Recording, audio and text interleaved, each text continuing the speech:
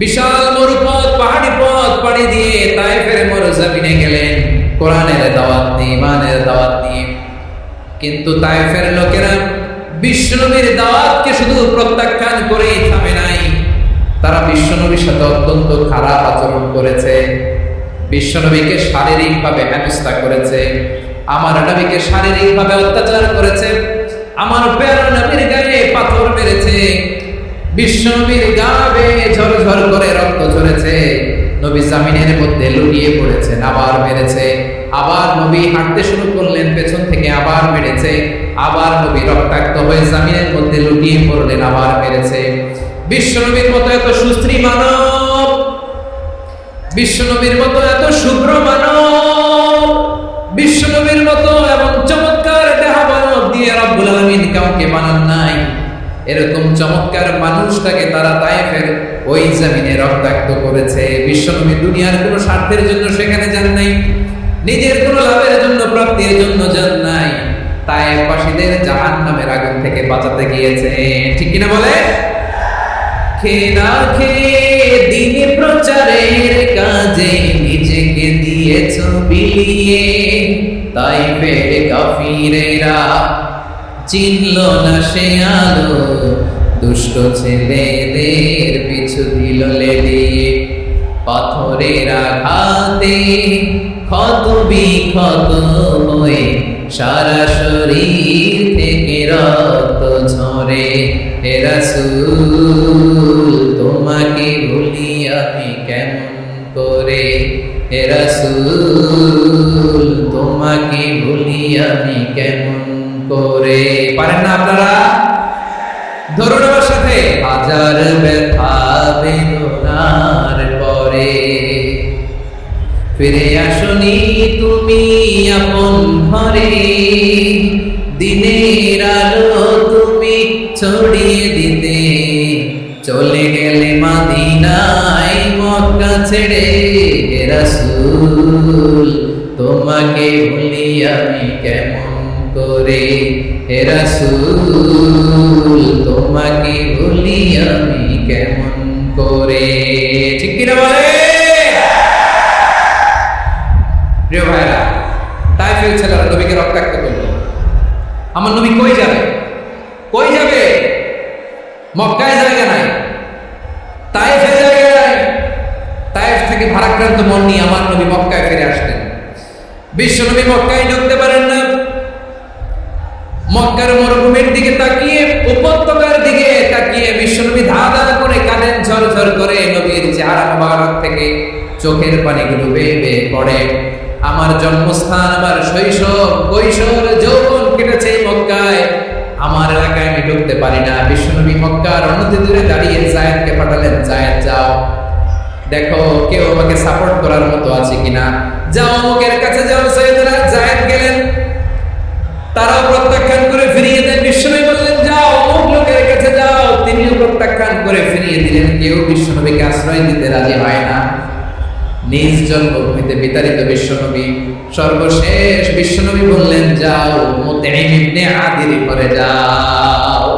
মুতঈম ইবনে আদি মুশরিক, তার কাছে যাও। গেলেন, মুতঈম ইবনে আদি রাজি হয়ে গেল। সুবহানাল্লাহ বলেন। দেখেন, অনেক বিপদের সময় আমি নিজে সাক্ষী, সামাজিকভাবে রাজনৈতিকভাবে কত ঝঞ্ঝা, কত ষড়যন্ত্র, কত কনস্পাইরেসি পারি দিয়ে আমাদেরকে সামনে এগিয়ে যেতে হয়। এই শত্রুদের ভেতরেও একজনকে দাঁড় করিয়ে দেয় যে আল্লাহর কোরআনের জন্য রেডি হয়ে যায়। করেন সুবহানাল্লাহ। মুতঈম ইবনে আদি আল্লাহ তার মনকে নরম করে দিলেন। মুতঈম বলে মুহাম্মদ আমি তোমাকে আশ্রয় দেব। তার দুই ছেলেকে পাঠালেন, যাও খোলা তলোয়ার নিয়ে, স্কট দিয়ে, গার্ড অফ অনার দিয়ে মুহাম্মদকে মক্কায় ঢুকাও, বলো আমি আমান দেব। আমান কি দেব? আমান মানে সিকিউরিটি, নিরাপত্তা। সিকিউরিটি ছাড়া, আমান দেওয়া ছাড়া কেউ থাকতে পারতো না মক্কায়। দুই ছেলে বিষ্ণু ইসলামকে নিয়ে আসলো। নবী কাবার চারদিকে তাওয়াফ করলেন, নামাজ পড়লেন। আবু জাহেল, উতবা, শাইবা, ওয়ালিদ ইবনে মুগীরা সবাই দেখে, কেউ কিছু করতে পারে না।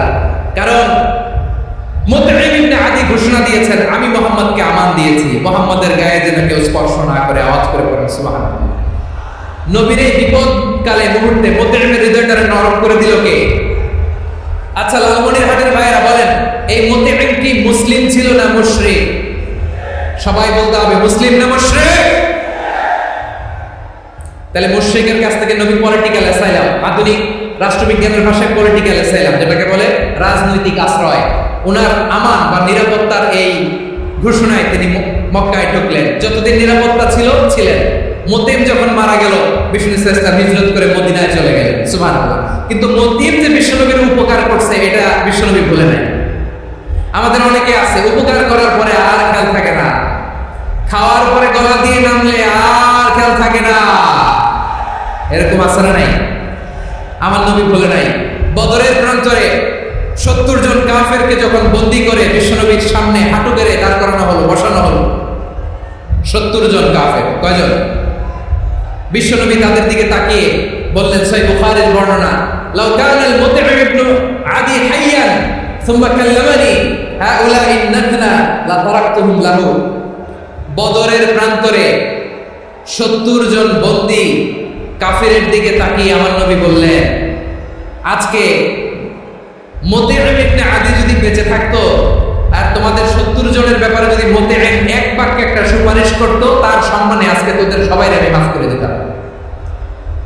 সুবহানাল্লাহ নাই? ওই যে চিল্লাচিল্লি যে কথা বোঝে নাই, কোন জিনিস মিস করছে ওরা নিজেরাও বোঝে নাই। বিশ্বনবী মুতঈমের এই সাহায্যের কথা বলে নাই। 70 জন মুশরিক হাঁটু গেড়ে বসা, নবী চাইলে এখনই এক্সিকিউশন অর্ডার দিতে পারে। তিনি বললেন, আজকে যদি মুতঈম বেঁচে থাকতো আর মুতঈম যদি তোদের জন্য সুপারিশ করতে, এই আবর্জনাগুলোর ব্যাপারে সুপারিশ করতে, আমি মুহূর্তেই তোদেরকে এমনি মাফ করে দিতাম। ইসলাম আমাদেরকে শিখায়, সূরাতুল আনআমের 108 নম্বর আয়াত থেকে আমরা বুঝলাম, কোন ধর্মকে ছোট করা যাবে না। অন্য ধর্মকে ছোট করা মানে ইসলামকে ছোট করা। অন্য ধর্মের দেবতাকে গালি দেওয়া মানে আল্লাহকে গালি খাওয়া। আওয়াজ করে বলেন ঠিক কি না? খবরদার, এটা করা যাবে না। আর অন্য ধর্মের দেবতাকে যদি আপনি গালি দেন, ওরা ইসলাম থেকে দূরে সরে যাবে। যাও ইসলামের প্রতি আকৃষ্ট হয়েছিল আর কোনোদিন ইসলামের ধারে কাছে আসবে না। আওয়াজ করে বলেন ঠিক কিনা? এজন্য কখনো কোনোদিন অন্য ধর্মের দেবতাদেরকে গালি দেওয়া যাবে না। অন্য ধর্মের কোনো দেবতাদেরকে আমরা গালি দিব না, গালি দিব না, বরং ইসলামের beauty, the beauty of Islam, ইসলামের সৌন্দর্যকে আমরা তুলে ধরব। আমরা যদি বিশ্বনবী সাল্লাল্লাহু আলাইহি ওয়াসাল্লামের জীবনের দিকে তাকাই, তাহলে আমি দেখব বিষ্ণু ইসলাম মক্কাতে কিংবা মদিনাতে অন্য ধর্মের লোকদের সাথে খুব পিসফুলি লাইফ লিড করেছেন। হোক মুশরিক, হোক খ্রিস্টান, হোক ইহুদি, বিশ্বনবী সবার সাথে মিলেমিশে ছিলেন। আলহামদুলিল্লাহ বলেন। ইসলাম হচ্ছে পিসফুল রিলিজিয়ন। অন্য ধর্মের প্রতি সহনশীলতার সবক ইসলাম আমাদেরকে দেয়। কিন্তু প্রতিটি মুসলিমের এটা মনে রাখতে হবে, আল্লাহর কাছে পছন্দনীয় গ্রহণযোগ্য ধর্ম, জীবনাদর্শ একটি, সেটা হচ্ছে ইসলাম। আওয়াজ করে বলেন সেটা কি? লালমনিরহাটের ভাইয়েরা আওয়াজ করে বলুন, আল্লাহর কাছে মনোনীত ধর্ম একটি, সেটা কি? এজন্য রব্বুল আলামিন বলেন, ইন্নাদ দীনা ইনদাল্লাহিল ইসলাম। আল্লাহর কাছে মনোনীত গ্রহণযোগ্য অ্যাকসেপ্টেড ধর্ম মতাদর্শ একটা, সেটা হলো ইসলাম।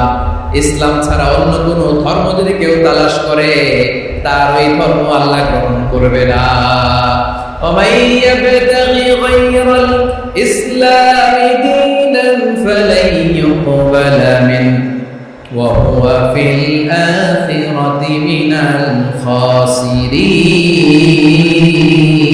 الخاسرين.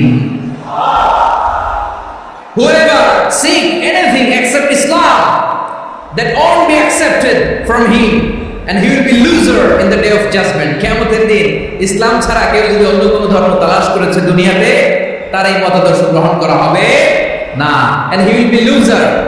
সে হবে লুজার, ক্ষতিগ্রস্ত। হাই হাই কোম্পানির ম্যানেজার, ওর আমও শেষ, সালাও শেষ। আওয়াজ করে বলেন ঠিক কি না? এজন্য ইসলাম পেয়ে আমরা খুশি না বেজার? প্রত্যেক নামাজ শেষে আমরা আল্লাহরে বলি, আল্লাহ রাদিতু বিল্লাহি রাব্বা ওয়া বিল ইসলামি দীনা ওয়া বি মুহাম্মাদিন নাবিয়্যান ওয়া রাসূলা। ও আল্লাহ, তোমারে রব হিসেবে পেয়ে আমরা খুশি। ও আল্লাহ, ইসলামকে ধর্ম হিসেবে পেয়ে আমরা খুশি। বিশ্বনবীকে আমাদের রাসূল পেয়ে আমরা খুশি। ঠিক কি না বলে? ইসলাম ছাড়া অন্য কোনো ধর্ম আমরা গ্রহণ করব না। ঠিক কি না বলেন? আল্লাহর কাছে অ্যাকসেপ্টেড রিলিজিয়ন একটা, সেটা ইসলাম। তো বিশ্বনবী সাল্লাল্লাহু আলাইহি ওয়াসাল্লাম মক্কাতে কিংবা মদিনাতে খুব পিসফুলি এক্সিস্ট করেছেন, যে কোনো ধর্মের সাথে মিলেমিশে চলেছে। তার প্রমাণ আমরা যদি রাসূল সাল্লাল্লাহু আলাইহি ওয়াসাল্লামের বায়োগ্রাফির দিকে তাকাই তাহলে দেখব তিনি মুশরিকদের সাথে পিস ট্রিটি করেছেন, শান্তি চুক্তি, পিস ট্রিটি, পিস এগ্রিমেন্ট। আপনারা হুদায়বিয়ার সন্ধির নাম শুনেছেন? আমার লালমনিরহাটের কলেজের টুকরা ভাইয়েরা, হুদায়বিয়ার সন্ধির নাম আপনারা শোনেন নাই? ষষ্ঠ হিজরিতে বিষ্ণু ইসলাম মুশরিকদের সাথে এই ট্রিটি করেছেন, চুক্তি। কাদের সাথে? মুশরিকদের সাথে। আমরা তো মুসলমান বসতে পারি না, আমরা দুই মুসলিম ভাই একসাথে বসে চা খেতে পারি না, গল্প করতে পারি না। বিষ্ণু ইসলাম মুশরিকদের সাথে ট্রিটি করেছেন, হুদায়বিয়ার সন্ধি। এই সন্ধির আগে মক্কা থেকে কেউ মদিনায় যেতে পারে না, মদিনা থেকে কেউ মক্কায় যেতে পারে না। কিন্তু এই সন্ধির পরে ট্রাফিক স্বাভাবিক হয়ে গেল, মক্কার লোকেরা মদিনায় আসতে পারে, মদিনার লোকেরা মক্কায় আসতে পারে। এটাকে বলে সুলহ হুদায়বিয়া, দ্য পিস এগ্রিমেন্ট অফ হুদায়বিয়া, শান্তি চুক্তি। আমরা পৃথিবীতে এখন অনেক শান্তি চুক্তির নাম শুনি, এগুলো সব দ্য পিস ট্রিটি অফ হুদায়বিয়া থেকে কপি করা। আল্লাহু আকবার।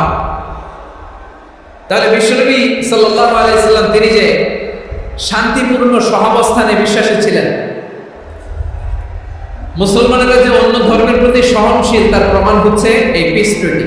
বিষ্ণু ইসলাম মদিনায় যে কি করলেন?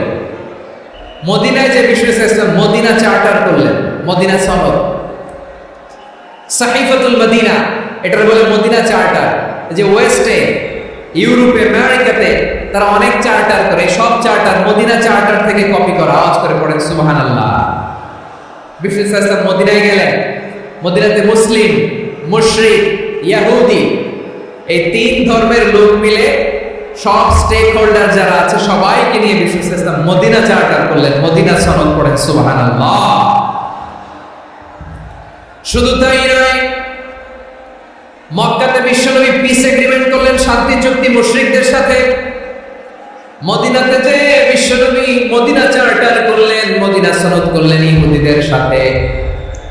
আবার মদিনাতে বিশ্বনবী ইহুদিদের সাথে পিস ডায়ালগ করলেন, ইন্টারফেথ ডায়ালগ করলেন, আন্তধর্মীয় সংলাপ করলেন। যে সংলাপের মূল ভিত্তি ছিল তাওহীদ। মূল ভিত্তি ছিল কি? তাওহীদ।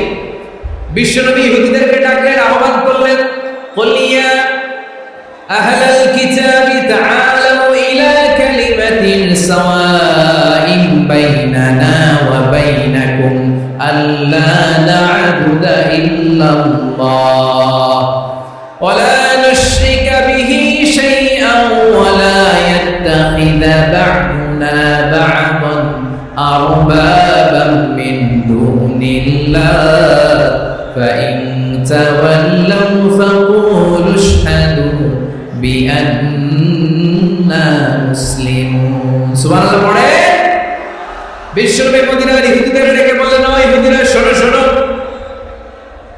আসো এমন একটা আদর্শের প্রশ্নে আমরা একত্রিত হই যে আদর্শের প্রচার তোমাদের নবীরাও করেছে, আমিও করি।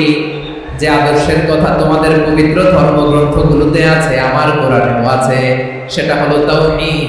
আমরা এক আল্লাহ ছাড়া কারো ইবাদত করব না, আল্লাহর সাথে কাউরে শরীক করব না, আল্লাহ ছাড়া কাউরে রব মানব না। পড়েন সুবহানাল্লাহ।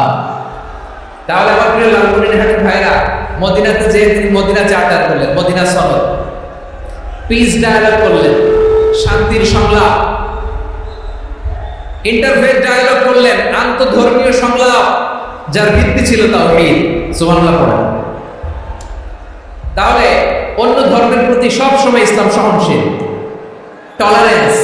যদি আপনি দেখতে চান ইসলামের নবী বিশ্ব নবীর দিকে তাকান, ঠিক কিনা বলেন? আমরা তো সংখ্যালঘুদের রাইটস প্রোটেক্ট করার জন্য কত আইন বানাই, কত বৈঠক করি, কত সংবাদ সম্মেলন করি। বিষ্ণু সাল্লাল্লাহু আলাইহি ওয়াসাল্লাম সংখ্যালঘুদের রাইটসের ব্যাপারে, অধিকারের ব্যাপারে যে কথা বলেছেন, শুনলে আপনি অবাক হয়ে যাবেন।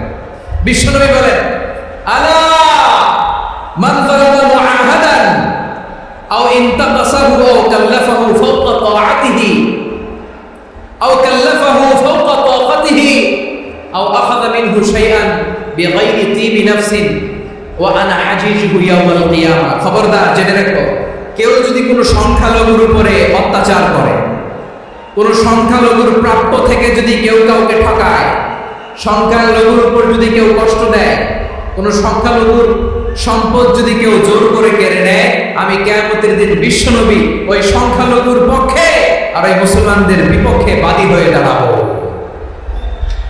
সুবহানাল্লাহ বলতে পারলেন না? আল্লাহু আকবার। আপনি নামাজি, আপনি মুসল্লি, আপনি হাজী সাহেব, তাহাজ্জুদ পড়তে পড়তে কপালে দাগ ফেলে দিছেন, আপনার প্রতিবেশী হিন্দু, ভাবছেন আমার তো পাওয়ার আছে ওর জমিটা দখল করি। বিশ্বনবী বলেন কিয়ামতের দিন ওই হিন্দুর পক্ষে তোর বিরুদ্ধে আমি বাদী হয়ে দাঁড়াবো। পৃথিবীর কোন ধর্মের স্টেটমেন্ট পাবেন? পাবেন? আপনি ভাবছেন আপনি নামাজ পড়লে হাজী সাহেব কপালে দাগ ফেলাই দিলে আপনি সেলসেলায় জান্নাতে চলে যাবেন না? খবরদার।